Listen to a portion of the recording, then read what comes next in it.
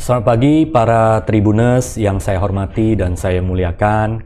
Pagi hari ini yang luar biasa, saya bersama Pak Fikri akan membahas tentang strategi bertahan dan bertumbuh ala JNE untuk menginspirasi para UMKM dan pebisnis. Pak Fikri Al-Haq Faryana adalah seorang Kepala JNE Cabang Utama Medan. Beliau juga adalah Sekjen Asosiasi Manajemen Indonesia Medan, Sekjen Asperindo Sumut, dan juga adalah founder Amanah Negeri Foundation. Luar biasa. Selamat pagi Pak Fikri. Ya, pagi Apa kabarnya? Luar biasa. Luar biasa. Sehat ya. terus. Oke. Dan selama 45 menit ke depan kita akan membahas tentang bagaimana strategi bertahan dan bertumbuh ala JNE. Ini luar biasa sekali.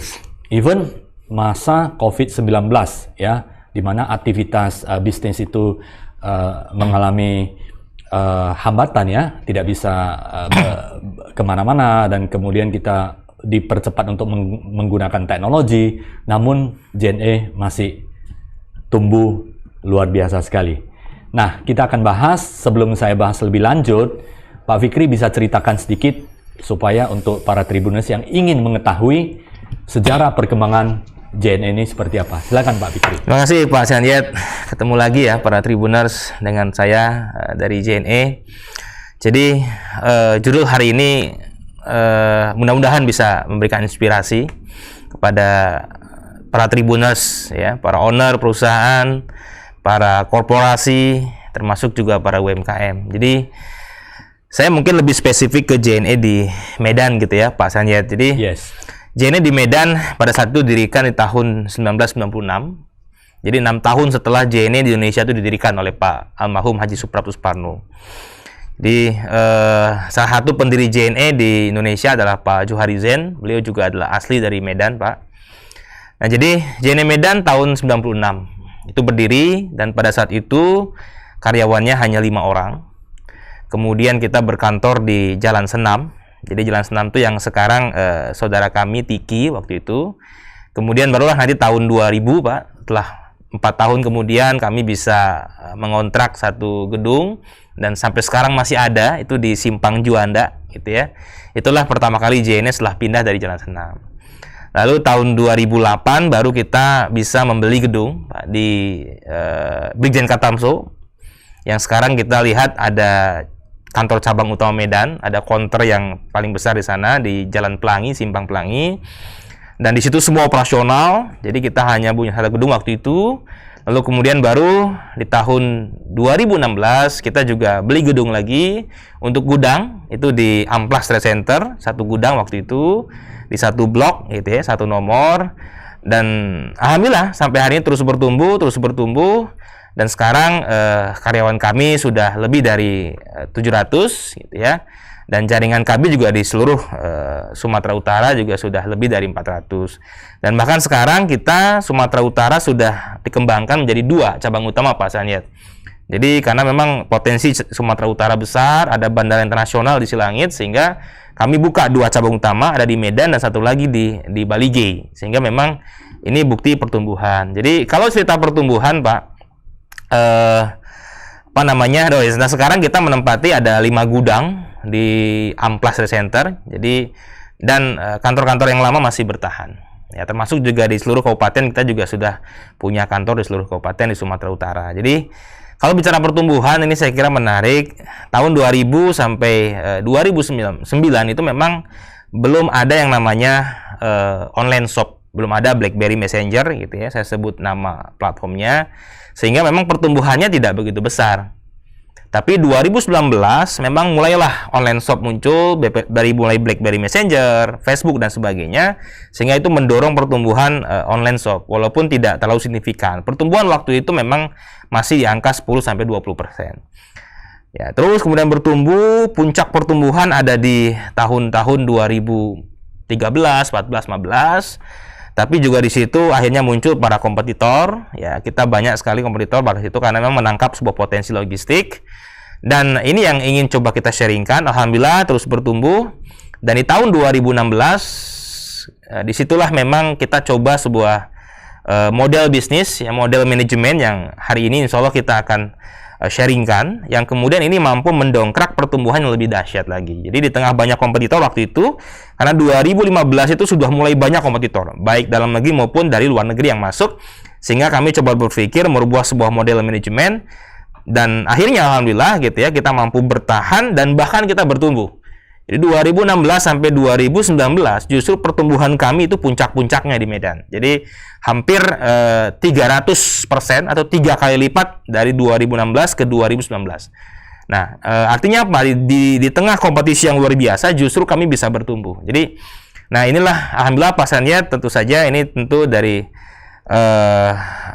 rezeki dari Tuhan ya untuk kami, dan memang potensi bisnis juga besar. Begitu kurang lebih Mas Aniat ceritanya perkembangan kalau JNE khususnya Medan lah ya, Medan. Luar biasa. Dan awal JNE di Medan, Bapak sudah di Medan? Saya dulu di Lampung dulu Pak. Oke. Saya baru masuk Medan di pertengahan 2016 lah. Oke, luar biasa. Nah, artinya dari 2015 itu terjadi persaingan yang sangat luar biasa sekali, banyak ya, berbagai macam logistik services di dalam dan luar negeri munculan. Justru di saat persaingan yang semakin ketat, JNE di Sumatera Utara ini tumbuh luar biasa. Nah, sebelum saya masuk ke pertanyaan strateginya nih Pak, ini kan penting ini Pak, saya menarik sekali ya. Bagaimana ini adalah inspirasi bagi UMKM dan pebisnis di Sumatera Utara. Kenapa? Karena JNE, Bapak Ibu tadi bisa para Tribuners mendapatkan cerita dari Pak Fikri, itu masuk ke Medan, Sumatera Utara itu dari sewa kantor tidak ada. Sampai saat ini sudah ada dua gedung ya Pak ya? Ya, untuk yang beli kita ada 2 gedung di kota dan 1 yang besar di Maryland Pak. Ada 3 ya? Ada 3 aset kita. 3 gedung. Lainnya sewa semua. Luar biasa. Ini adalah inspirasi bagi kita semua. Yang dimana startingnya dari sewa Bapak Ibu.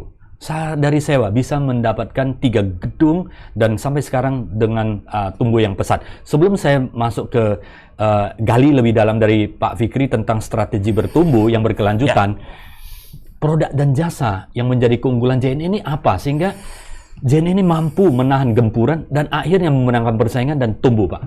Ya, makasih Pak Sandiat. Jadi kami memang punya beberapa keunggulan. Jadi kalau kami sebutkan itu kita sebut dengan 11 keunggulan JNE. Inilah yang memang jadi strategi bersaing kami, Pak ya. Yang pertama memang kami dari dulu sejak 2005 tetap punya yang namanya services yang punya garansi. Jadi kalau yang lain pada saat itu belum bisa menggaransikan ongkos kirim ketika tidak sampai tepat waktu, kami sudah menggaransikan. Makanya kita punya produk yang bergaransi ongkos kirim kembali ketika memang tidak sampai. Karena bisnis kami kan bisnis logistik ya, bisnis pengiriman ekspres, sehingga memang ketepatan waktu menjadi sebuah layanan yang sangat utama buat customer. Kemudian yang kedua, ya, kami juga memang saat ini ya satu-satunya jasa pengiriman juga memang melayani kiriman makanan, yang kiriman makanan tersebut juga ada garansinya ketika tidak sampai tepat waktu dan kemudian basi. Nah, sehingga kita juga tidak hanya ongkos kirim yang kita ganti, tapi juga makanannya. Keren. Ya, tapi bukan dalam bentuk makanan, tapi dalam bentuk uang yang kemudian bisa dibelikan kembali makanan. Nah, seperti itu. Kemudian apa lagi gitu ya? Nah, kemudian juga kita punya member card yang ini juga banyak fasilitas. Ya, kemudian kita juga sekarang mampu memenuhi ekspektasi customer karena kita juga banyak sudah cashless ya dan sebagainya, tanpa harus menggunakan uang, tanpa harus deposit, kita juga bisa cashless. Ini bekerjasama dengan marketplace. Nah, ini kemudian kami sangat concern sekali dengan yang namanya SDM. Jadi kami bisa meyakini bahwa SDM kami itu sangat profesional, sangat terlatih, dan tidak hanya masalah kompetensi, tapi juga hard skill dan soft skill-nya juga baik. Jadi attitude kita juga bagus. Ini yang pembangunan SDM di JNE yang nanti kita akan coba sharing ya. Jadi sebuah keunggulan JNE. Nah, kemudian juga tentu kami produk asli Indonesia gitu ya. Jadi kalau mungkin sekarang lagi ada gitu ya isu-isu bahwa kita produk luar, enggak, kita asli Indonesia. Jadi semua pemilik sahamnya adalah orang Indonesia ya. Ada 6 pemilik saham dan salah satunya adalah orang Medan gitu. Jadi kita asli Indonesia. Ini kebanggaan Indonesia Pak Sandiat. Kemudian kami juga tadi ya, kita tidak pernah libur, termasuk besok pun Natal, Tahun Baru. Di tengah libur semuanya gitu ya, kami juga tidak pernah libur operasional Pak. Jadi kita 24 jam 7 hari dan sepanjang tahun lah kita libur Pak. Jadi kita terus beroperasi. Nah, kemudian apalagi ini yang penting, saya kira inilah kenapa JNE dipilih. Karena kami dari dulu punya sebuah value bahwa memang setiap keuntungan dari JNE Pak Sanyet kita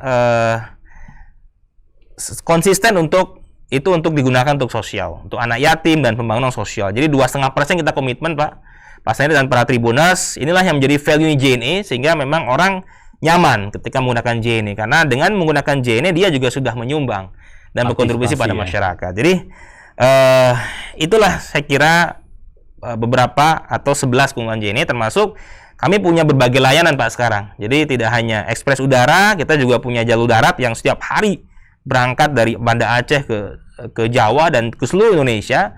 Kita juga punya jalur laut dan sebagainya. Dan itulah produk-produk kami, termasuk kami juga melayani logistik dan warehousing. Sekarang kita juga buka namanya fulfillment untuk memenuhi ekspektasi online seller dan UMKM Pak, fulfillment. Nah, kita juga punya yang namanya e-commerce untuk oleh-oleh khas Nusantara, termasuk oleh-oleh Sumatera Utara. Jadi kami mengembangkan bisnis ini juga karena memang kita punya produk utama yaitu jasa pengiriman, sehingga pengembangannya juga apa yang bisa kita buat yang penting untuk masyarakat berguna ya kita juga buat Pak. Jadi seperti itulah barangkali produk dan apa yang menjadi unggulnya JNE Pak. Luar biasa ya, saya melihat itu ada beberapa keunggulan yang luar biasa yang dimana garansi ya, bukan hanya garansi waktu, tetapi JNE juga memberikan garansi jaminan kalau jikalau ada barang atau makanan yang basi itu akan diganti. Suatu terobosan yang sangat berani Pak. Jarang yang bisa melakukan seperti itu, harus dilakukan secara hati-hati. Nah, gempuran ini kan 2015 kan dari luar negeri dan dalam negeri ini kan sangat ketat sekali. Bagaimana bisa tumbuh? Strategi apa yang dijalankan? Ya, Pak Fikri. Baik Pak Sanyet dan Tribuners. Jadi hari ini mungkin kami akan sharing. Jadi kami memang menerapkan, dan ini alhamdulillah teruji gitu ya, dan ada bukti bahwa kita menerapkan ada 5 aspek dalam membangun bisnis. Dan saya kira ini juga bisa dilakukan di seluruh. Kalau Pak Sanyet kan punya sebuah model marketing, dan saya juga banyak belajar tentang start marketing gitu ya. Nah, itu juga kami pakai Pak. Jadi kami terus menggali ya semua ilmu dan hasanah untuk kemudian kita kolaborasikan dalam sebuah bisnis. Jadi ada 5 aspek itu kami sebut dengan, yang pertama adalah strategik Pak. Jadi saya kira semua perusahaan pasti punya strategik, dari perusahaan yang mulai startup, UMKM sampai perusahaan besar. Jadi dalam strategik inilah yang membuat kami akhirnya terus bertumbuh. Nah, apa strategik itu? Kami punya 8 poin dalam strategik. Jadi yang pertama adalah visi. Ya, jelas saya kira semua pasti punya visi. Tapi persoalannya adalah seberapa serius kita betul-betul menyusun visi itu Pak. JNE berubah-ubah visinya Pak. Jadi sebelum 2012 kami hanya punya visi adalah menjadi perusahaan ekspres dan menjadi tuan rumah Indonesia. Itu saja visi kami. Lalu kemudian tahun 2011 kami melihat ada sebuah potensi, sehingga kami menambahkan visi, tidak hanya menjadi perusahaan ekspres tapi juga menjadi perusahaan logistik, karena kami melihat sebuah potensi, tapi masih ingin tetap Indonesia. Dan kemudian 2012 JNE menyewa konsultan Pak, sampai miliaran kita sewa untuk menyusun sebuah visi, untuk meriset, untuk berdiskusi, melihat jangka panjang. Akhirnya muncullah sebuah visi yang sampai hari ini kita pakai Pak. Jadi menjadi perusahaan supply chains yang global, terdepan di dunia. Itu tidak main-main, bahwa JNE melihat sebuah potensi besar di sana, tidak hanya ekspres, tidak hanya logistik, tapi supply chain management, dan kita ingin menjadi perusahaan global terdepan dunia. Jadi kekuatan visi ini yang saya kira para UMKM terutama yang kadang-kadang lupa untuk membuat visi gitu ya. Ini penting sekali, karena visi adalah sesuatu yang ingin tercapai. Nah, jadi yang kedua adalah setelah visi, kami juga punya misi. Ya, tentu kita tahu misi itu adalah sesuatu yang langkah-langkah untuk mencapai visi tadi. Misi kami cukup singkat, tapi sebenarnya punya makna. Singkat supaya kita ingat terus. Jadi memberikan pengalaman terbaik kepada pelanggan secara konsisten. Itulah misi JNE, sangat singkat sekali. Jadi memberikan pengalaman. Kenapa pengalaman? Bukan hanya sekedar sebuah pelayanan, tapi juga experience. Karena pelayanan belum tentu diingat, tapi kalau pengalaman pasti diingat. Dan kami menumbuhkan semua SDM untuk memberikan pengalaman terbaik. Sehingga ini menunjukkan bahwa JNE konsisten memenuhi kebutuhan pelanggan di berbagai era zaman, kemudian memberikan pengalaman yang terbaik. Nah, begitulah Tribuners dan Pak Sanyet. Lalu kemudian boleh saya lanjut Pak ya? Silakan. Nah, Pak. strategi yang ketiga adalah setelah visi dan misi adalah target. Nah, target ini tentu saja kami punya target yang namanya target 5 tahunan, ada target juga tahunan Pak. Target 5 tahunan para Tribuners Pak Sanyet, bahwa tahun ini kami punya target. Targetnya adalah $1 billion company. bahwa tahun ini JNE harus punya value itu adalah 10 triliun. Nah, value perusahaan seperti ini saya kira ini cukup besar kalau dibandingkan perusahaan-perusahaan BUMN lainnya seperti Garuda yang sekarang sudah hampir di atas 12 triliun. Value-nya. Nah, JNE punya target tahun ini dan insya Allah tercapai tahun ini. Nah, tahun depan masih dalam rangkaian target 5 tahunan JNE, Pak. Itu kita punya target tahun depan adalah global company. Jadi sebagian visi kami itu kami akan targetkan tahun depan tercapai. JNE to global company. Jadi kami sudah punya target 5 tahunan. Nah, jadi para Tribuners juga yang punya usaha tentu punya target. Harus punya target 5 tahunan. Nah, kemudian turunkan jadi target tahunan, Pak. Nah, di setiap tahun ini termasuk ya saya kira tepat diskusi kali ini bahwa ini adalah akhir tahun dan kita sedang menyusun target semuanya. Jadi kita juga punya target tahunan. Nah, ini yang menarik Pak Sanyet, kami menggunakan sebuah model terutama di JNE Medan. Kita menggunakan prinsip-prinsip metodologi balance scorecard, Pak. Nah, balance scorecard ini saya kira Pak Sanyet juga ahlinya ini balance scorecard. Dan kami terus belajar, Pak. Jadi, kenapa balance scorecard? Nah, perusahaan-perusahaan yang akan bertumbuh, yang sustain itu adalah yang tidak hanya fokus pada finance. Ya, kalau perusahaan fokus pada finance, Pak, itu mungkin tidak akan bertahan itu. Nah, kami coba menggunakan balance scorecard karena kami paham bahwa kami ingin bertumbuh, maka kami menggunakan balance scorecard. Balance scorecard kami mulai dari justru adalah learning and growth. Kita mulai dari justru dari karyawan, dari SDM, dari organisasi yang baik. Kenapa demikian? Kami pertama adalah 90% produk kami ditentukan oleh karyawan, Pak. Maka kami harus membangun organisasi SDM yang luar biasa. Maka balance scorecard mengajarkan kita untuk pertama kali adalah dibangun adalah organisasi. Yang pertama yang dibangun adalah karyawan, kesejahteraannya, kompetensinya, dan productivity. Lalu kemudian balance scorecard yang kedua mengajarkan kalau itu sudah baik, maka kita bangun bisnis prosesnya. Jadi kita sangat concern dengan bisnis proses. Semua SOP, semua proses bisnis yang harus dilakukan betul-betul dijaga. Termasuk juga ketaatan aturan pada pemerintah. Nah, ini penting. Jangan sampai kita bangun bisnis supaya cepat naik, kita nggak bayar pajak segala macam, Pak. Nah, kami juga secara bisnis proses, kami jaga itu, Pak Sanyet. Nah, kalau itu baik, maka yang ketiga, kami menjaga kepuasan customer, perspektif ini. Sehingga kami bangun jaringan, kami bangun outlet, kami bangun jaringan delivery dan sebagainya, yang betul-betul kami jaga. Nah, sehingga kalau tiga ini baik, yakinlah bahwa aspek finansial, revenue akan baik, Pak. Setuju. Dan betul ya, Pak. Jadi kalau tiga ini baik, tidak hanya revenue, tapi profitabilitas juga baik. Dan terbukti alhamdulillah kami juga terus kemudian mempertahankan profitabilitas. Jadi itu target yang saya kira bisa sharing. Jadi sekecil apapun organisasi kita, korporasi kita, saya kira target saya sih menyarankan ya balance scorecard itu penting. Jangan sampai hanya finance saja yang dituju, Pak. Ada balancing ya. Ada balancing. Terutama di human resource, human capital, lebih kepada memanusiakan manusia. Betul. Sehingga manusia ini akan menyebabkan menjadi energi yang akan mendorong perusahaan menjadi maju dan berkembang. Yes. Tadi ada 3 ya, Pak ya. Pertama adalah harus ada visi. Ya, visi. Misi itu harus ada. Misi, kemudian ada target. Target inilah nanti akan diterjemahkan di dalam balance scorecard, tapi bukan hanya keuangan. Ya, ada 4 tadi Pak Fikri sampaikan yang diterapkan di JNE. Yang pertama adalah manusianya, SDM, kemudian proses bisnisnya dan sistem. Kemudian dari sales marketing dan servisnya ya. Baru ketiga ini bagus, ya mudah-mudahan sudah dipastikan nanti pendapatan atau pertumbuhan akan terjadi seperti itu. Financial baik, Pak. Itulah yang dialami oleh JNE sehingga pertumbuhan ini sampai sekarang terjadi pertumbuhan yang luar biasa. Even itu adalah pandemik ya. Betul, Pak. Betul. Boleh lanjut sebentar? Silakan, Pak. Baik, jadi itu adalah poin yang ketiga ya, Pak, target ya. Visi, misi, target. Nah, yang keempat, ini kan awal tahun. Pasti semua Tribuners, para pengusaha semua pasti akan menyusun inisiatif. Pakai menyusun program kerja tahun depan. Nah, kami juga sama. Nah, tetapi ada yang penting, Pak. Ada yang penting dilakukan sebelum menyusun program kerja. Ada 3 hal yang penting. Maka yang keempat adalah setelah target, kita juga harus melakukan yang namanya analisis lingkungan, Pak. Nah, analisis lingkungan kami menggunakan sebuah metodologi yang namanya SWOT analysis, Pak.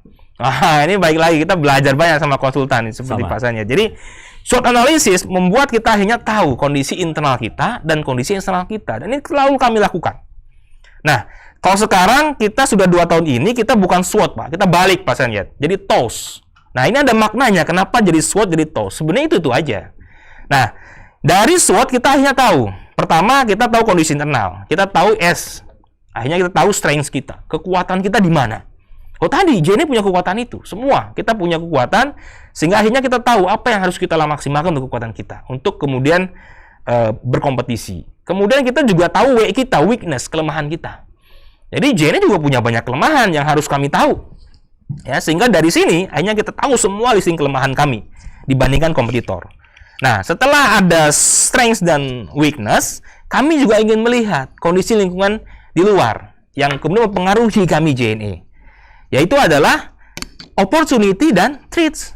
Kita tahu akhirnya tahun depan punya peluang apa, sehingga peluang-peluang itu akan kita bisa tangkap. Dan terakhir kita juga tahu threats, ancaman yang akan terjadi tahun depan. Apakah COVID masih ada, apakah mungkin ada virus yang lain dan sebagainya, sebuah ancaman, termasuk juga ancaman kompetitor yang masuk. Ya. Nah, sehingga dari semua itu akhirnya kita tahu analisis lingkungan. Nah, sekarang 2 tahun terakhir ini karena memang zamannya sudah berubah, tingkat kompetisi sudah luar biasa, akhirnya kita balik. Kita nggak melihat dulu ke dalam, Pak Sanyet, tapi kita justru melihat keluar dulu. Ya, makanya TOS. Nah, ini penting. Jadi di zaman sekarang ketika kompetisi luar biasa, maka kita harus balik SWOT itu. Kita jangan melihat ke dalam dulu, tapi kita lihat dulu apa sih peluangnya, apa sih ancamannya. Lalu melihat ke dalam, kita punya apa kekuatannya dan kita punya kelemahan apa. Jadi begitu Pak Sanyet, itu adalah tahapan yang pertama sebelum kita bikin program kerja. Nah, tahapan yang kedua adalah jangan lupa kita juga melakukan problem solving. Nah, baik lagi problem solving ini banyak metodologinya. Ada firstborn, ada why, banyak sekali ya. Artinya apa? Bahwa di tahun lalu kita pasti punya problem. Problem adalah target yang nggak kecapai. Nah, ini jangan sampai tahun depan para Tribuners terjadi lagi target nggak capai, sehingga kita harus terus melakukan problem solving. Jadi, nah, kemudian yang ketiga yang penting, ini yang jarang sekali korporasi, jarang apalagi UMKM yang melakukan tahapan yang ketiga ini, yaitu adalah risk assessment, Pak. Jadi kami terbiasa melakukan risk assessment. Hampir setiap 6 bulan sekali kami coba meng-assessment risk kami. Apa resiko yang akan terjadi? Nah ini sekaligus ya, kita coba bagaimana JNE kami bertahan dalam krisis, Pak. Di tahun 2019 awal, kami mendapatkan sebuah krisis. Pada saat itu, kami diembargo, Pak. Jadi hak naik, hak angkut di pesawat maskapai, itu kami diembargo. Hampir seluruh maskapai mengembargo, Pak. Jadi, apakah ini tidak masuk dalam risk assessment sebelumnya? Masuk. Kami sudah tahu bahwa ke depan akan terjadi, bisa jadi. Tapi karena kami sudah siap, akhirnya 2019 awal kami mampu melewati itu. Karena kami sudah siap. Disitulah tonggaknya JNE yang tadinya kita mengandalkan pesawat komersil untuk angkut barang, disitulah mulai 50% akhirnya kami punya pesawat sewa sendiri, Pak. Nah, lalu kemudian ini yang memang masalah. Saya kira 2020 semua pasti tidak pernah membayangkan ada sebuah resiko besar, yaitu adalah COVID-19. Termasuk kami, Pak. Pada saat 2020 awal, kami tak pernah ada di listing itu ada virus gitu ya. Tapi akhirnya, karena itu dialami, kami juga harus memasukkan COVID itu atau virus-virus lain ke depan yang mungkin akan terjadi, sehingga kita bisa menganalisis sebuah risiko. Nah, tapi tentu kita tidak mau ya ada COVID gitu ya, ada virus yang lain. Jadi, ini jangan lupa, ini sering sekali lupa kita melakukan mitigasi risiko atau dengan risk analysis. Jadi sebelum membuat program kerja, yang kita lakukan adalah 3 tadi, Pak. Pertama adalah analisis lingkungan, SWOT, yang kita rubah jadi TOS. Yang kedua adalah problem solving, terus kami lakukan, Pak. Kami terus lakukan terus-menerus. Bagaimana produk kita baik, termasuk yang utama adalah target kesuksesan delivery. Ini kami betul-betul harus terus melakukan problem solving. Yang ketiga adalah risk analysis ini yang penting, karena ke depan saya yakin jangan sampai lagi ada kita ketemu sebuah resiko terjadi seperti COVID yang akhirnya meluluhlantahkan ekonomi kita gitu, Pak ya. Nah, baru tahap selanjutnya adalah tahap ke-7, barulah kita bikin program kerja. Nah, jadi kalau Pak Sanyet punya star marketing, Pak. Nah, kami juga memang meniru itu, Pak. Meniru itu star marketing, tetapi coba kami kolaborasikan dengan yang namanya marketing mix. Nah, kenapa kami kolaborasikan? Karena kami menganggap bahwa marketing mix ini butuh-butuh kita menguatkan segala sisi, sehingga kita mampu kemudian berkompetisi, Pak. Dari mulai 4P gitu ya, product, price, promotion, kemudian juga people gitu ya, people, public relation, dan sebagainya, sampai 9P. Nah, ada yang menarik kalau di JNE, Pak, dan ini adalah P yang ke-10, Dan inilah sebenarnya kunci kenapa kami terus bertumbuh. P yang ke-10 dalam marketing mix yang kami pakai untuk menyusun program kerja adalah pray, Pak. Doa Selalu tadi, berdoa, Pak. ya. Jadi Doa yang terbaik. bicara pray ini universal, tidak satu agama. Iya. Jadi bayangkan, Pak, ini yang kemudian kami meyakini di tengah kompetisi kok kenapa JNE terus tumbuh? Karena kekuatan doa, kekuatan 2,5% JNE untuk sosial itu, Pak. Dan kekuatan para karyawan kami yang taat sekali pada agamanya. Mau Islam, mau Kristen, mau Hindu, Buddha, semua taat sehingga luar biasa. Tuhan memberkati dan hanya JNE terus tumbuh karena P yang ke-10. Jadi kami coba kolaborasikan Pak Sanyet dari marketing mix ditambah lagi P yang ke-10, yaitu pray. Nah, ini juga saya kira inspirasi buat Tribuners yang memang sedang membangun korporasi perusahaan, jangan lupa. Dalam marketing mix kurang satu, Pak. Ada P yang ke-10 yaitu pray. Jadi baru setelah itu kalau kita sudah punya visi, misi, target gitu ya, lalu kemudian kita menganalisa, lalu membuat program kerja, inisiatif. Nah, terakhir jangan lupa bahwa yang ke-8 kami selalu berevaluasi, Pak. Evaluasi kami itu minimal sebulan sekali. Jadi kami melakukan leadership strategic meeting untuk mengevaluasi dan kemudian membuat sebuah rencana-rencana aksi. Nah, jadi yang jarang ini yang kadang-kadang terlewat. Kita sering mengevaluasi satu target, betul. Gimana target bulan ini gitu, Pak ya? Iya. Nah, tapi jarang sekali kita mengevaluasi program kerja. Nah, ternyata program kerja juga harus dievaluasi. Sudah sejauh mana program kerja itu berjalan? Sudah sejauh mana budget kita sudah dilakukan? Karena apa? Kadang-kadang kita lupa dengan program kerja. Karena saking enaknya mengejar target dan kita disibukkan hanya dengan rutinitas, padahal program kerja adalah mampu menjaga kita untuk terus tumbuh. Nah, jadi itulah 8 poin strategi ya. Aspek yang pertama yang kami lakukan sehingga alhamdulillah JNE mampu bertahan bahkan ketika krisis, bahkan ketika kompetisi kita justru akan terus bertumbuh, Pak. Luar Dan biasa. begitu. Jadi pertumbuhan kita justru pada saat Covid, memang pada saat Covid agak turun, Pak. Tapi setelah itu kami coba meredesain strategik, tumbuh lagi, Pak.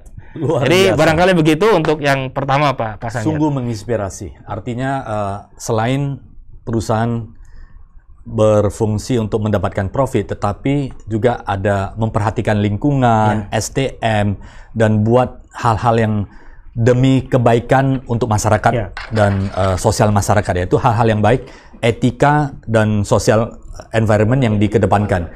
Saya yakin JNE ini dengan demikian dukungan dari masyarakat dan doa-doanya juga akan sangat luar biasa sehingga JNE ini mampu tumbuh dan berkembang. Sebelum saya masuk ke pertanyaan dari Tribuners, Pak, pertanyaan satu ini, saya agak pingin tahu nih.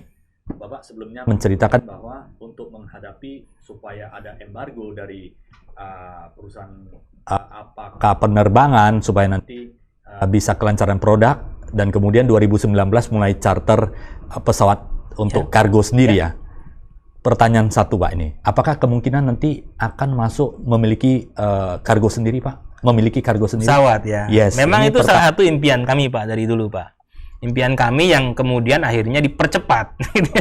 Dipercepat karena sebuah kondisi. Jadi krisis itu juga bukan berarti menghancurkan kita. Tadi kalau kata Pak Sanyet ini kan kita harus selalu open mind dan positive mind. Yes. Sehingga krisis harusnya bukan kemudian menjatuhkan kita, justru krisis kesempatan kita untuk kemudian mempercepat mimpi kita, Pak.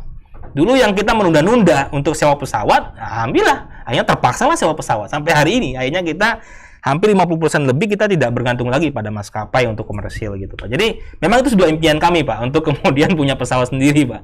Tapi sementara kita sewa dulu. Luar biasa, ya. JNE dari di Sumatera Utara dari sewa kantor sekarang memiliki 3 gedung dan nanti next ke depannya JNE Indonesia akan memiliki pesawat kargo sendiri. Amin. Kita doakan bersama, kita dukung bersama. Cintailah produk dan jasa dalam negeri Indonesia yang kita cintai. Ini ada pertanyaan dari Pak Billy Lewis, Pak ya. Bagaimana peran JNE dalam mendukung UMKM khususnya di Medan, Pak? Baik, nah ini menarik. Ini menarik. Jadi pertama adalah tentu kita punya produk. Produk ini yang kemudian kita desain untuk memenuhi UMKM, Pak. Ya, yang terbaru adalah kita punya layanan yang namanya fulfillment, Pak. Namanya fulfillment. Jadi full kita layani dari mulai pick up, pergudangan, kita punya warehouse management system, stock of name. Ya, kita juga yang mempacking dan kita juga kemudian mengatur keluar masuk kiriman. sampai proses delivery dan monitoring. Sehingga para UMKM yang kemudian bergerak untuk digital marketing, memasarkan keluar, mereka tinggal ya sangat mudah gitu ya, karena semua sudah terlayani. Tinggal mereka fokus kepada jualan. Bahkan kami sudah menggandeng sebuah online seller besar namanya Yukbi. Nah, Yukbi.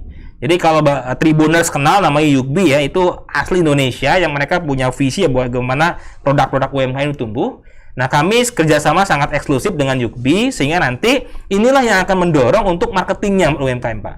Jadi harapan kami UMKM bisa masuk ke Yukbi, kemudian masuk ke platform itu, dan betul-betul dipromosikan. Dan Yukbi ini memang asli Indonesia, merah putih, dan punya semangat betul-betul memang untuk pengabdian pada UKM. Jadi, nah itu salah satu yang terbaru, Pak, kita dalam hal produk. Tentu yang lain-lainnya kita juga punya JNE Development Center di beberapa kota di Sumatera Utara, dan ini juga mudah-mudahan ya setelah COVID sudah mulai aktif lagi untuk tempat yang namanya pelatihan dan sebagainya. Jadi dan saya kira kita juga banyak support ya UKM. Jadi termasuk tadi saya ngobrol dengan Tribun gitu ya. Ternyata Tribun itu punya yang namanya ingin buat video untuk mengangkat profil UMKM. Karena kita lihat Pak di YouTube jarang sekali profil UMKM Sumatera Utara. Nah, Jenny tawarin, saya bilang oke, kita akan support 1 bulan 1 UMKM yang kita angkat, dibuatkan video buat dari Tribun dan tolong di blow up. Nah, tidak hanya 1 UMKM 1 misalkan, bisa saja gabungan misalkan rencana Januari insya Allah kami akan mulai dengan semua produk kopi Sidikalang, kita akan kerjasama dengan Tribun Production untuk dibuatkan sebuah profile, sehingga profil yang profesional, yang menarik, dan itu akan di-boosting oleh Tribun di seluruh digital medianya. Jadi itu juga salah satu lah Pak, salah satu dukungan kami pada UMKM. Demikian Pak Sanyat. Luar biasa sekali, mudah-mudahan UMKM di Sumatera Utara ini mampu dan dipastikan maju dan berkembang ya. Amin, akan amin. menjadi perusahaan-perusahaan yang luar biasa ke depannya. Nah ini ada pertanyaan berikut Pak. Dari store ya, C-Store, apa syarat untuk bisa masuk menjadi merchant di Pesona? Baik. Wah, ini menarik ya. Ini juga bagian dari pendukung untuk UMKM, Pak. Kita punya platform namanya Pesona. Jadi, tapi Pesona ini khusus khas yang Sumatera Utara, khas. Nah, syaratnya pertama, dia harus makanan kalau nggak minuman.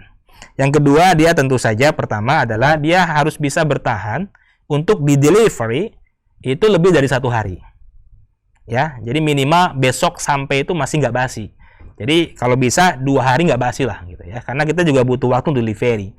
Kemudian jangan lupa gitu ya, beberapa izinnya seperti tadi yang UMKM bilang, dinas UMKM adalah PIRT lah minimal. Kemudian jangan lupa halalnya diurus. Halal kan tidak sulit Pak ya. Jadi itu saja syaratnya. Pertama adalah ada sesuatu yang khas di kita, jadi harus asli Sumatera Utara. Nah itu Pak, itu yang penting. Jadi Halal ya tentunya. Tentu saja halal supaya customer kita nyaman gitu ya, dan ada izin PIRT-nya supaya customer juga tahu ini higienis Pak. Yes. Seperti itu Pak Sanyat dan Tribuners ya. Terima kasih. Ada Clown Store ya, Clown Store. Yes. Nah sebelum saya masuk ke pertanyaan berikut Pak, ini perkembangan JNE kan luar biasa untuk membuat semua menjadi stabil Pak. Tidak mudah Pak, ya, karena betul. sekumpulan SDM Ya. bukan 1-2 SDM yang Ya. harus istilahnya diseragamkan atau memiliki visi, misi, dan nilai yang sama. Bagaimana sistem yang dijalankan JNE ini sehingga semua orang memiliki kualitas, cara kerja, dan keteraturan yang sama untuk mendukung perusahaan itu maju dan berkembang ke depan? Baik sistem ya Pak ya. Ya. Jadi gini Pak, di tahun pertama saya ke Medan, itu saya nggak bisa kemana-mana. Termasuk pasiennya tahu waktu itu AMA itu ingin segera dikembangkan. Tapi saya nggak sempat ketemu gitu ya. Karena 2 tahun awal itu betul-betul saya fokus ke dalam Pak. Betul-betul saya nggak bisa keluar, saya nggak bisa bangun relasi. Tapi di tahun itu kita coba bangun sistem Pak. Sehingga ketika terbangun sistem, di tahun ketiga saya bisa ketemu Pak Sanyet, ketemu yang lain-lain, sehingga akhirnya kita bisa keluar. Ya, bisa keluar. Artinya apa? Artinya di dalam ini sudah tersistem. Para Sudah Tribuners. rapi ya. Sudah rapi, sudah tersistem, yang mereka bergerak tanpa harus bergantung pada kita sebagai leaders. Ini harus dibangun untuk korporasi. Jadi jangan sampai kita akhirnya terlalu sibuk ke dalam terus sehingga semua bergantung pada kita sebagai leaders. Jangan begitu. Maka sistem yang kami bangun Pak sebenarnya sederhana. Tapi kesederhanaan ini pertanyaannya adalah Pak, kita sudah melakukan. Yang pertama adalah dalam sistem itu struktur organisasi Pak. Jadi strukturalisasi ini penting. Ya sekecil apapun perusahaan kita termasuk UMKM, buatlah struktur. Walaupun direkturnya Anda, direktur keuangannya istri Anda gitu ya. Nanti direktur salesnya juga merangkap anak Anda, nggak masalah. Yang penting ada struktur yang jelas. Dan ingat, kami juga ternyata Pak, ini 2 tahun terakhir ini Pak saya lihat, karena memang bisnis berubah, customer behavior berubah, termasuk juga market juga berubah, kompetisi juga berubah, sehingga kami dalam 6 bulan biasanya review dan berubah strukturalisasi Pak. Jadi jangan sampai strukturalisasi kita dari 8 tahun yang lalu masih sama. Padahal dunia sudah berubah. Jadi strukturalisasi itu harus berubah terus. Sehingga orang jelas, dia bertanggung jawab pada siapa, dia berkoordinasi sama siapa, itu strukturalisasi Pak. Nah yang kedua, setelah strukturalisasi yang jelas, maka harus diatur job description yang jelas. Dan tertulis dan betul-betul strukturalisasi. Sehingga tim kita betul-betul tahu dia. Dia bertanggung jawab pada siapa, tugasnya apa, dia rigid sekali. Nah yang ketiga, setelah itu jangan lupa, ada yang namanya KPI, Pak.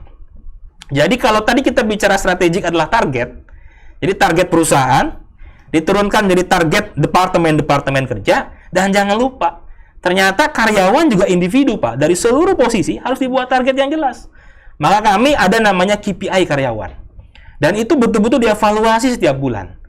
Ya, jadi rencana kerja karyawan, KPI karyawan ada. Sehingga karyawan tidak hanya tahu posisinya, tidak tahu hanya tugasnya, tapi juga dia tahu target dia apa. Dan jangan lupa para Tribuners, target karyawan ini harus inline, harus mendukung target departemen. Target departemen harus mendukung. Nah, ini saya kira kalau Pak Sanit ini udah ahli banget nih bikin KPI kan gitu ya. Nah, kemudian setelah target, jangan lupa, ini yang sering lupa. Ada namanya SLA, Pak. Jadi, tim kita itu jangan sampai hanya tahu bagaimana strukturalisasinya, job description-nya apa, target dia apa, tapi tak diatur SLA-nya. Jadi SLA itu begini, Service Level Agreement. Nah ini menarik Pak, kalau kita pergi misalkan para Tribuners, pergi ke sebuah rumah makan di Medan. Coba dicek, ada nggak rumah makan di Medan yang dia punya SLA? Rata-rata rumah makan itu tidak hanya di Medan, dia hanya menampilkan menu sama harga. Pernah nggak kita lihat bahwa tidak hanya menu sama harga Pak, tapi ada juga berapa menit SLA-nya? Betul ya Pak ya? Seperti ada beberapa chain di food and beverage, 5 menit atau 15 menit sudah sampai. Ada. Nah, jadi memang sudah ke sana Pak. Yes. Itulah SLA, jadi Service Level Agreement.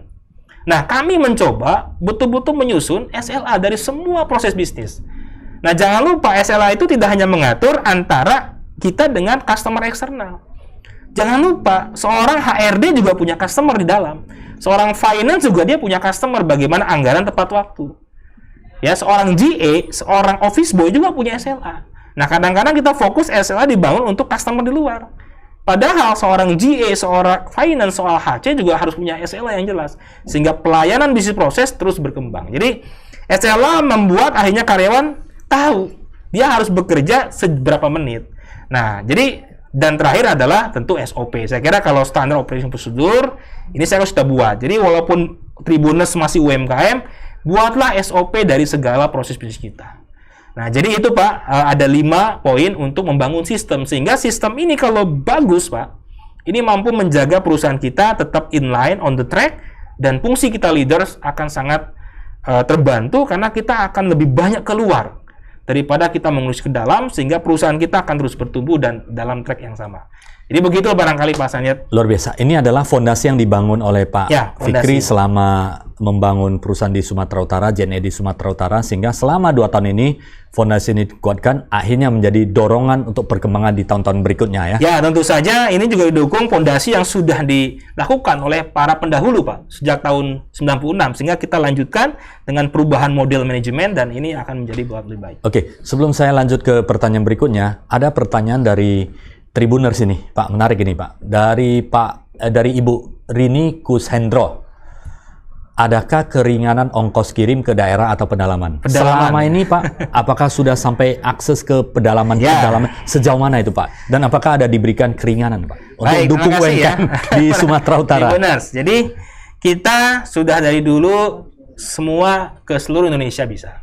Dan sekarang seluruh Indonesia. Sampai ke level apa, Pak? Semua. Pedesaan sampai ke kabupaten. Pokoknya atau ke... tidak terbatas. Tidak terbatas. Ya, tidak terbatas. Even itu tidak bisa diakses oleh transportasi umum? Kita tidak terbatas, Pak. Nah, lalu bagaimana keringanannya? Memang betul, cost operation kalau kita mau delivery ke jauh itu Kalau di istilah kami itu zona D, Pak, gitu ya. Zona D itu yang memang dia biasanya nyebrang pulau. Jadi contohnya adalah kalau di Aikanopan itu ada namanya Kuala Hulu. Kuala Hulu itu kalau dari Aikanopan ke Kuala Hulu bisa 6 jam Pak lebih. Nah, itu akses luar biasa, termasuk juga nyebrang sungai. Nah, harga kami itu tidak beda. Jadi kami hanya punya harga adalah 3 jenis. Yang pertama harga ke zona kota utama, Medan misalkan. Yang kedua adalah harga ke kota kabupaten, misalkan adalah Aikanopannya. Kemudian yang ketiga adalah harga ke kecamatan others-nya. Nah, kecamatan others ini kan ada yang dekat, ada yang jauh, Pak. Ada yang sangat jauh. Nah, itu semua sama harganya. Bahkan khusus ke Sumatera Utara, Ibu siapa tadi, Pak? Ibu Nas kita? Ibu Rini. Ibu Rini, Ya. Bu, untuk Sumatera Utara, kita untuk yang zonanya D. ke tadi, Pak, yang jauh-jauh tadi, itu kita punya program. Dan ini sudah berjalan hampir setahun, Pak. Yaitu apa? Kalau kita kirim 3 kilo, tetap dianggap 1 kilo, Pak. Walaupun sebenarnya dianya udah besar, tinggi ya, iya. tapi itu wujud untuk Ya, kepedulian betul, kepada Pak. Karena kami UMKM di paham, pedalaman. Betul. Jadi 3 kilo dianggap 1 kilo, 4 sampai 6 dianggap 2 kilo. Sehingga para online shop, para UKM yang memang sekarang itu kan pasarnya justru orang beli online kan sampai pedalaman, Pak. Karena COVID kan semua internet kan masuk, Pak. Sehingga mereka pesan dan orang itu di dalam, maaf di kecamatan yang sangat jauh, dan kami punya price yang sama, tidak membeda-bedakan walaupun beda kecamatan. Yang penting dia adalah satu others, dan kita punya keringanan tadi. 1 sampai 3 dihitung 1 kilo saja, dan 4 sampai 6 dihitung cuma 2 kilo saja. Nah, itulah program yang sudah berjalan hampir setahun, Pak, dan sampai sekarang. Luar biasa, ya. Bu Rini, ada support dari JNE untuk UMKM, walaupun di pedalaman ada keringanan ongkos angkutnya ya. Untuk lebih jelasnya, Pak Fikri bisa dihubungi di mana, Pak Fikri? Boleh. Supaya nanti bisa diinteraksi untuk mendapatkan dukungan lebih baik lagi dari JNE. Ya. Boleh. Jadi di call center kita, Ibu, di 061 ya 3000 3888. Jadi 061 3000 3888. Baik, itu adalah wujud dari JNE untuk mendukung UMKM atau di Sumatera IG Utara. kita JNE Medan atau juga di Facebook kita JNE Medan. Luar biasa. Pak, ini pertanyaan berikut. Untuk membangun SDM sebagai human capital yang mampu mendukung bisnis, apa yang dilakukan oleh JNE, Pak? Baik, Mas Hanya. Ini kan tadi kan Bapak ada cerita bahwa di dalam balance scorecard, aspek sumber daya manusia itulah aspek yang paling utama dikembangkan. Karena kalau SDM kuat nanti akan menggerakkan faktor-faktor yang lain di dalam organisasi. Untuk mendukung itu apa yang dilakukan terhadap SDM ini, Pak? Betul, Pak. Jadi setelah strategi, kemudian sistem, yang ketiga adalah SDM. Jadi S yang ketiga. Jadi ini kalau waktunya terbatas, coba saya singkat. Jadi kalau bicara SDM, ujung-ujungnya tentu saja adalah bagaimana kita memanage SDM. Ujung-ujungnya adalah productivity, Pak. Ya kan, gitu. Jadi jangan lupa, ujung-ujungnya adalah productivity. Ujung-ujungnya adalah kinerja. Dan ternyata setelah kami coba alami bertahun-tahun ini, untuk membangun sebuah produktivitas itu rumusnya cuma 3, Pak Sanjat. Yes. Yang pertama adalah motivasi. Yang kedua adalah kompetensi, yang ketiga adalah opportunity. Jadi SDM kita akan baik, para Tribuners, kalau dia punya motivasi yang bagus untuk betul-betul bekerja. Nah, motivasi ini ada turunannya, ada 6 turunannya. Nah, inilah konsep. Kenapa kita bangun itu? Yang kedua adalah kompetensi. Ya, karyawan kita akan baik, tidak hanya dia punya motivasi. Dia mau jadi sales, tapi kompetensinya jadi sales nggak ada. Ya, tetap aja nggak bisa kerja, Pak. Nah, yang ketiga jangan lupa, opportunity. Karyawan kita motivasinya bagus ingin jadi sales, lalu kemudian dia belajar jadi sales dan bisa punya kompetensi sales.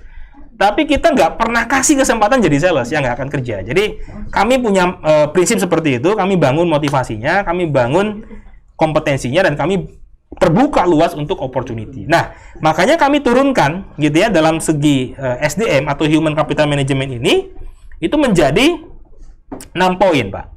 Dari teori tadi. Yang pertama adalah kita membangun kompensasi benefit yang baik, Pak. Karena faktor motivasi karyawan yang pertama para Tribuners adalah kompensasi benefit. Dan JNE dari dulu punya prinsip, Pak. Kalau JNE memberikan kompensasi benefit yang baik kepada karyawan kami, bahkan kami lebih dari standar, kami yakin, Pak, ini bakal menumbuhkan perusahaan lebih baik. Kenapa? Doa-doa mereka, doa-doa para istri mereka, doa para anak mereka, bahkan doa tetangganya mereka, semua mendoakan supaya mereka sukses di JNE. Makanya kami percaya, kami nggak pernah mengurangi kompensasi benefit, bahkan kita lebihkan, Pak. Itu prinsip kami yang pertama. Yang kedua adalah kami membangun sebuah tadi ya, karena salah satu motivasi bekerja juga rewarding, Pak. Kami punya sistem reward appraisal yang sangat baik saya kira di JNE, termasuk kami punya sebuah reward yang paling tinggi lah kalau bicara spiritual, Pak. Untuk yang sudah 10 sampai 12 tahun bekerja, kami kalau untuk yang muslim diumrohkan, kalau yang Kristiani juga perjalanan ibadah, termasuk yang Hindu, Buddha juga ada perjalanan ibadah ke tempat ibadahnya masing-masing yang kalau di agamanya itu paling sakral, Pak, paling tinggi. Jadi ada banyak reward yang kemudian memotivasi mereka untuk kemudian bertumbuh dan bertahan di JNE. Nah, kemudian yang ketiga, jangan lupa para Tribuners, sekecil apapun perusahaan Anda, termasuk UMKM, jangan lupa karyawan kita akan bagus kalau punya punishment. Kalau ada punishment yang baik. Jadi tidak hanya reward, tapi juga karyawan diatur dalam sebuah punishment. Jangan sampai karyawan kita bekerja itu sembarangan. Maka pastikan semuanya para Tribuners kita punya yang namanya buku saku perusahaan, buku aturan perusahaan. Karena itu adalah menjaga karyawan untuk tetap bekerja dengan baik, tidak produktif. Nah, yang terakhir adalah untuk memotivasi karyawan, para Tribuners, tentu saja motivasi yang terbesar ternyata bukan hanya kompensasi, Pak, bukan hanya reward, bukan hanya punishment, bukan hanya dia merasa berkembang di perusahaan itu. Tapi yang terpenting sebenarnya adalah environment, lingkungan kerja. Dan ternyata dari lingkungan kerja itu ada dua, ada fisik seperti ini, fisik nih fasilitas yang nyaman di tribun, juga ada lingkungan kerja non fisik. Dan ternyata yang paling pengaruh pada Tribuners adalah bagaimana kita menjaga lingkungan non fisik yang baik, hubungan dengan leaders, hubungan dengan karyawan. Bahkan kita pernah mengatakan kalau ada karyawan JNE keluar dari JNE, sebenarnya mereka sudah dipastikan mereka tidak meninggalkan JNE, tapi meninggalkan kami sebagai leader. Artinya apa? Ada masalah dengan leadership kami. Nah, jadi itu ya. Kemudian tentu saja kompetensi.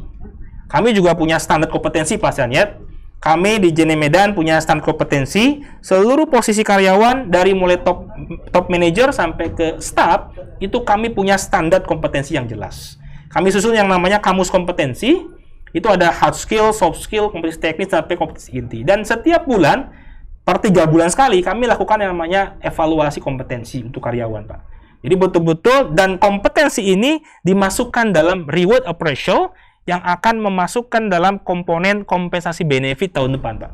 Jadi pentingnya kompensasi, kompetensi. Karena apa? Untuk menjadi global company, apalagi sekarang kita bicara persaingan global, maka yang penting yang pertama adalah kompetensi, Pak. Jadi itulah memang beberapa tools, ya, ada 6 tools dalam Human Capital Management yang JNE bangun sehingga SDM kami baik, SDM kami kuat dan mampu kemudian mengikuti dan mendukung strategik tadi, Pak, yang dibangun perusahaan. Yang kedua, sistem yang sudah dibangun perusahaan. Jadi itulah barangkali, Pak, tentang masalah SDM. Luar biasa. Ya, artinya human capital ini menjadi fokus dari perusahaan, menganggap human resource ini adalah aset perusahaan yang sangat berharga.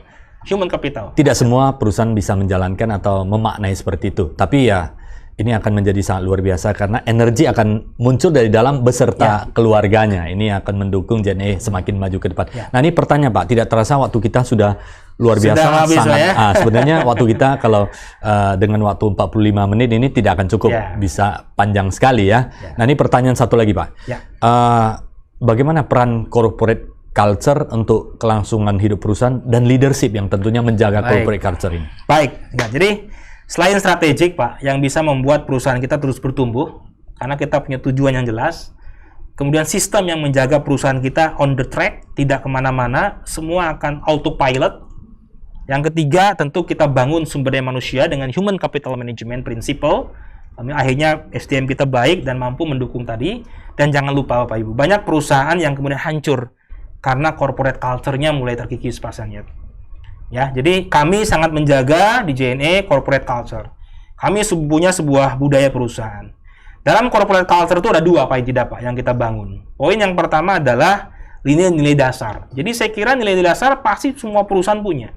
Nah, jangan lupa para Tribuners, walaupun UMKM, harus segera dibangun yang namanya apa? Core value perusahaan kita. Karena core value ini yang betul-betul memaknai semua karyawan kita. Kalau di JNE sebenarnya simple, Pak. Core value-nya ada 4. Yang pertama jujur, yang kedua disiplin, yang ketiga adalah tanggung jawab, yang keempat visioner. Tapi 4 ini betul-betul kami pilih yang memang sesuai dengan JNE. 1, jujur. Bayangkan, ada 1,2 juta paket setiap hari, Pak. Kalau di Sumatera Utara tuh ada 30.000 lebih setiap hari yang kami proses di gudang kami. Memang ada CCTV Bapak Ibu, Tribuners. Tapi bayangkan kalau karyawan kami nggak jujur Pak, mungkin ada 1, 2, 3 paket yang hilang. Tapi alhamdulillah sangat jarang bahkan tidak ada paket yang hilang. Artinya apa? Betul-betul core value itu dijaga jujur. Yang kedua adalah disiplin Pak. Bayangkan kami yang paling penting buat customer apa? Kecepatan Pak. Kalau karyawan kami tidak disiplin, maka jelas paket akan terlambat semua. Jadi emak-emak, ini hari Ibu Pak, selamat Hari Ibu ya. Nah ibu-ibu yang pesan online akhirnya jadi komplain gara-gara karyawan kami nggak disiplin. Makanya kami jaga betul kedisiplinan Pak. Nah yang ketiga tanggung jawab. Kami sadar JNE dari dulu sampai sekarang kita bekerja 24 jam, 7 hari tanpa libur, sehingga butuh yang namanya loyalitas yang luar biasa. Militansi luar biasa, tanggung jawab yang begitu besar daripada karyawan kami.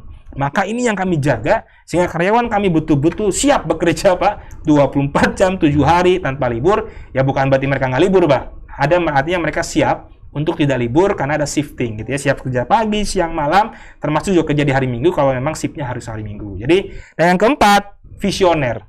Ini nilai visioner. Kenapa? Kami sadar betul, karyawan sadar betul bahwa bisnis logistik ini betul-betul punya potensi besar ke depan, Pak. Maka apa? Salah satu yang harus dimiliki nilai karyawan kami adalah visioner.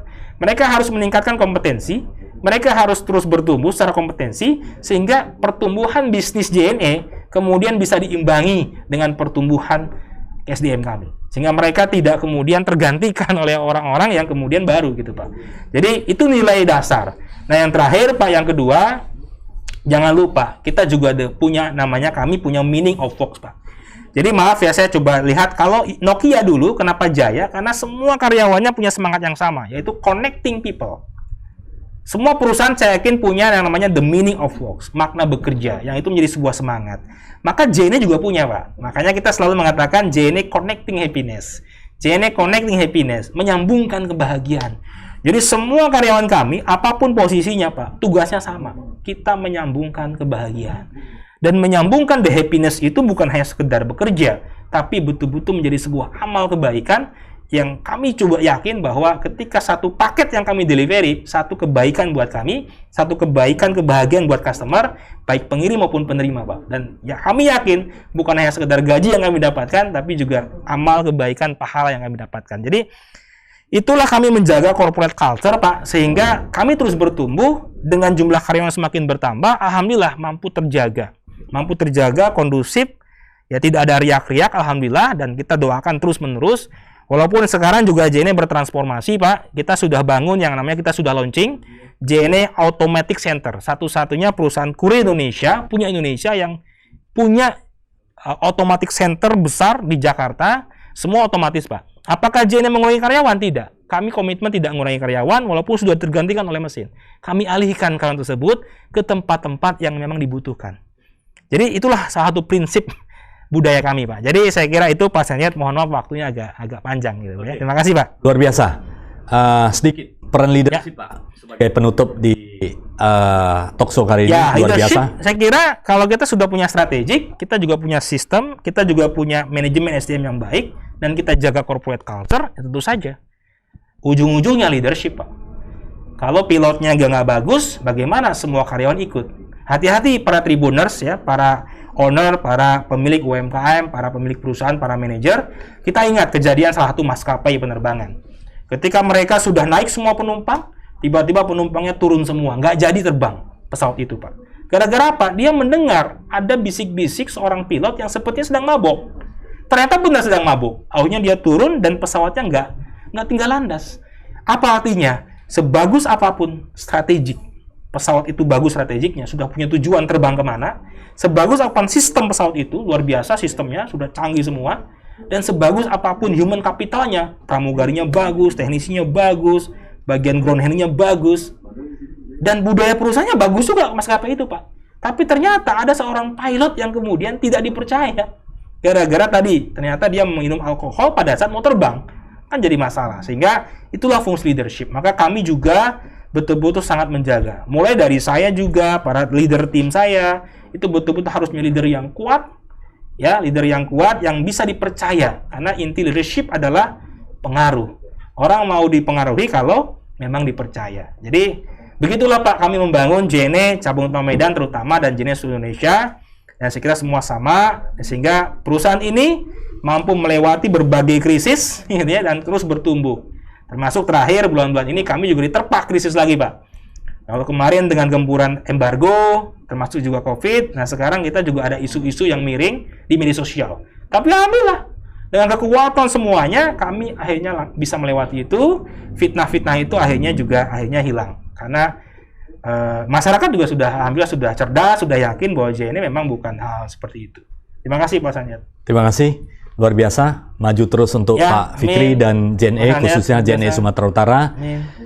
Demikian para Tribuners, talkshow yang luar biasa saya bersama Pak Fikri hari ini. Semoga pembicaraan hari ini bermanfaat bagi Tribuners, UMKM dan pebisnis Sumatera Utara. Sekali lagi terima kasih. Saya ucapkan salam sehat dan sukses selalu untuk kita semuanya, dan terima kasih sekali lagi untuk Pak Fikri ya. Sampai jumpa di kesempatan yang lain yang lebih dahsyat lagi. Terima kasih, thank you semuanya. Terima kasih, thank you.